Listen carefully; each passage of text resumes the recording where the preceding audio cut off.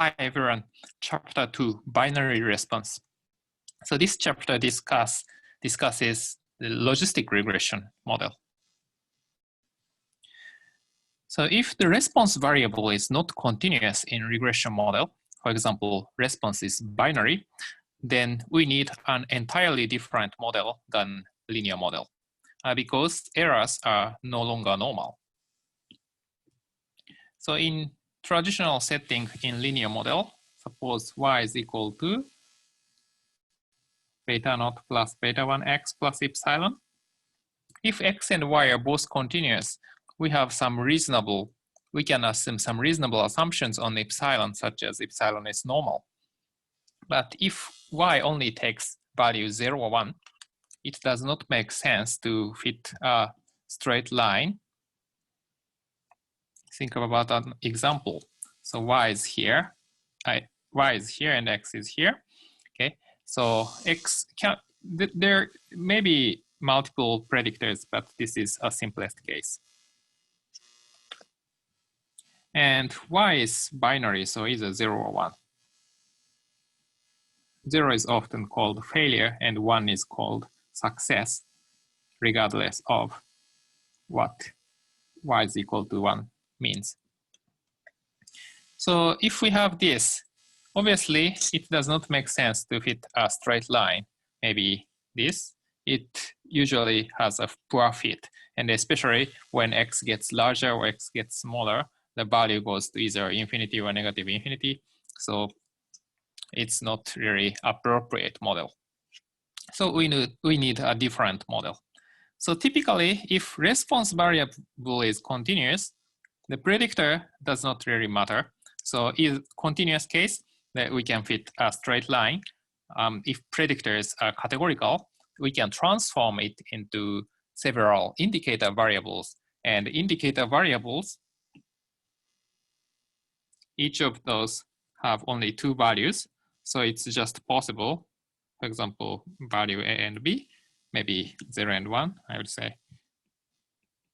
And then y is continuous. It does not have much trouble to fit straight line. But the y is binary, as we have seen, that we have a lot of trouble if we want to fit the linear regression model. So we need another model, logistic regression. If response is binary and the predictors are also binary or other categorical variable, the situation is slightly different. Still, we can fit the logistic regression model. But in this case, we only have finite number of combinations. Y is either 0 or 1, x is either maybe A or B or C. So we only have 6 combinations, 2 by 3 in total. So if we make a scatter plot, that's almost always these 6 observations and some other observations are just at the same place. So maybe we have to count the number of observations at each point to get more useful information, such as this. So maybe 20 observations at this place. So for this case, the regression analysis is a little bit trivial. And obviously, for example, you can see that for x is equal to b, 60% of y is equal to 1. So we can directly calculate it. So usually, our interest is whether or not x and y are related or not. So often the analysis is just chi-square test, whether x and y are related or not. And in this chapter, we deal with this part. Response is binary and the predictors are categorical. Of course, there are more complicated cases, such as response is categorical, but it can take 3 or more values, or sometimes categorical and ordered, or sometimes response is count and not binary and not continuous either. But in this chapter, we focus on binary response and continuous predictors.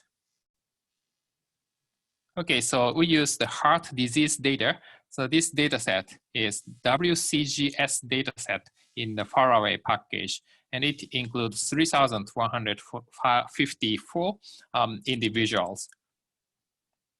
And dataset is on the coronary heart disease. And response variable is coronary heart disease, this variable. So the possible values are no or yes. Yes means the individual has heart disease, and no means does not have heart disease. So at the beginning of the study, no one has the heart disease, but at the end of the study, I think that's 8.5 years later than the start point, some individuals have chronic heart disease. Often this kind of medical data, we have response variable, binary response variable. So either patients are malignant or benign, or maybe died or not died, survived. And we focus on just two predictors because we have so many predictors. And we focus on this height and also this SIGs. This is the number of cigarettes per day, number of cigarettes consumed per day. So you can imagine that the number of cigarettes probably matters for the occurrence of heart disease, and height probably doesn't matter, or impact is very small. Okay, so some plot. This is height. These graphs compares height and heart disease. And actually, these two figures are exactly the same thing, but just put in a different way. So both compare chronic heart disease and height. So actually, X and Y are just interchanged, but it's almost on purpose. So first graph, this is called box plot, and the box plot that compares this no group and the yes group, and we think about the distribution of height. And you can see that the no, actually the no have more observations, but the no have wider range, but basically center 50% don't have much difference between these two groups, especially if we see median almost the same. So the other one is height versus heart disease. And this actually the plot all observations. And this is called the jitter plot in R. So since actually the height is recorded as the discrete variable, actually it ranges from 60 to 80, but these are discrete. So if we just make a scatter plot, actually all points, actually these probably maybe hundreds of points are exactly put here. So that does not make sense because we don't see how many observations. So the idea is that we add some artificial noise so that we have some variability in location, so you can see how many observations are here. Actually, for this area, actually too many points are overlapped each other, so we cannot really see how many points, but at least you can see that more patients have 0. 0 is actually no, and 1 is yes in this graph. And more patients, more individuals that do not have the heart disease. And you cannot really see the tendency. Height may be different. I mean, the height really matters for the occurrence of the heart disease. It does not really make sense. So these two graphs indicates one interesting thing. So to analyze the relationship between two variables, we have two ways. So one way is that make heart disease binary variable as predictor and height as response. That can be dealt with usual linear model or ANOVA if you have already studied the one-way layout. But logistic regression, basically the relationship is opposite. So predictor is height, continuous one, and response is binary. So that is new. So if you only have studied linear regression. Okay, so next we think about the number of cigarettes per day and heart disease. Probably this affects, the cigarettes affect the occurrence of heart disease. And this is another graph and the same format as the previous page. And this time, actually, depending on the group, the no group and the yes group for heart disease, we have clear difference. So if you see the median, no group have the median of 0, but yes group have median of almost 20. And range is wide, but since we have many observations, probably we have significant difference between these two things. Actually, no group have several very large numbers, but remember that the no group has more observations. Probably 80% or 90% of observations are in no group. So just some extreme people who smoke 100 pieces of cigarettes. So that person is in this group. That is probably just by chance. And this plot, the same thing. And you can see, actually you cannot really see, but for no group, no heart disease group, actually most observations are concentrated here. We cannot really see how many.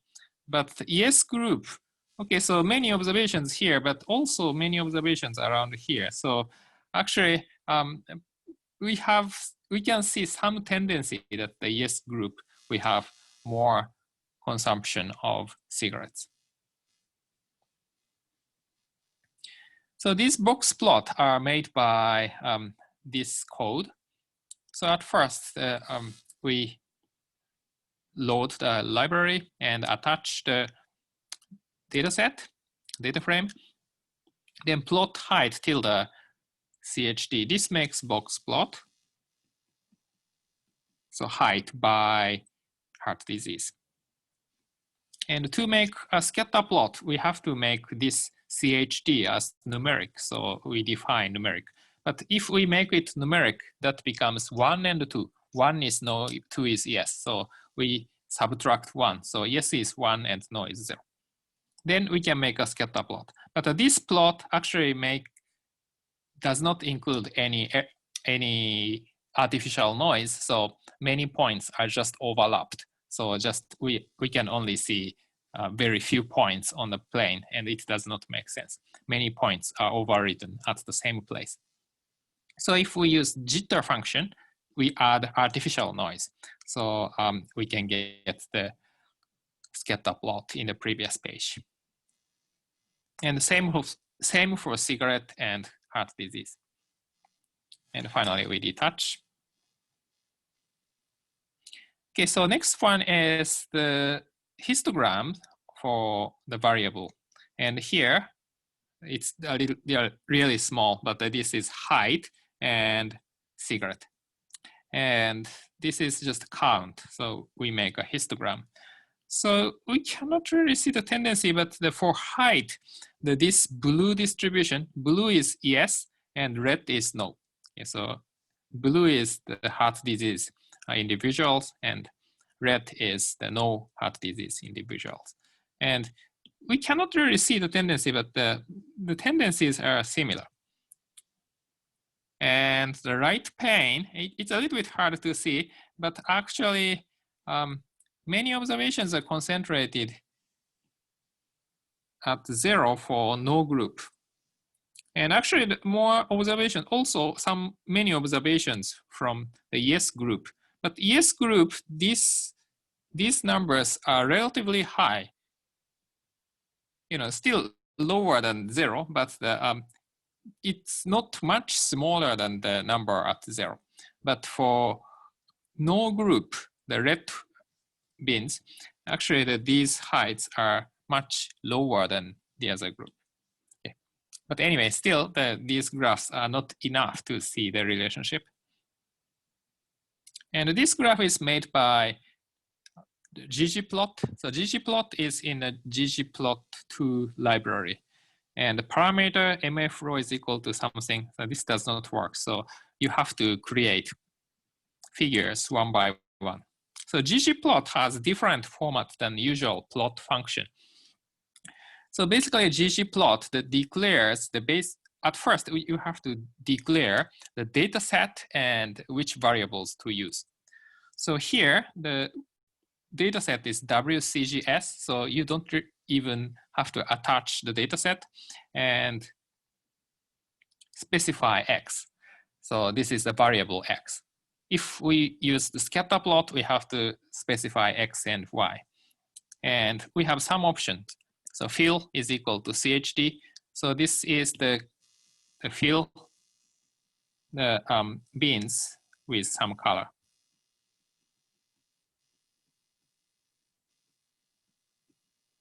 And the CHD is either yes or no, but this basically means that depending on the CHD heart disease value, we differentiate color. So this is the ggplot, the the base part. Then plus the graph that we specify. So we want to create the histogram. So GEOM underbar histogram is the code to make a histogram. So yeah, so this is the format, and it's special that we have to combine these two functions by the addition symbol. So in plot function, always the option is included in the parentheses, but here ggplot, we have to declare data set and variables and some basic information, then plus the name of the figure, the type of the figure. So AES stands for the aesthetic. I don't know why this word is used for this role. Yeah, so these are the description of the data set. So from next section that we study how to analyze this data with logistic regression.